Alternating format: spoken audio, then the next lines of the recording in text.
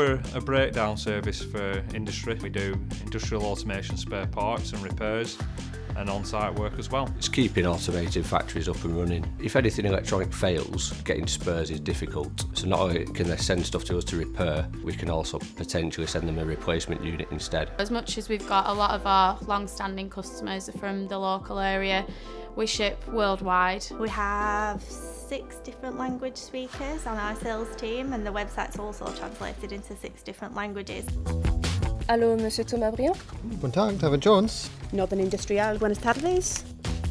We're a stable company, we've been going for 40 years, and you know what you get with us: a friendly service, a helpful service. I think we've got a really friendly, approachable team, whether or not it's over the phone or a customer comes to site.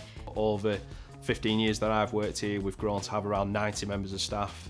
Still do have a lot of family sort of like values about the company. So I think if we can just carry on doing what we do, which is being honest with ourselves and honest with the customers and always trying to push ourselves, I think the sky's the limit really.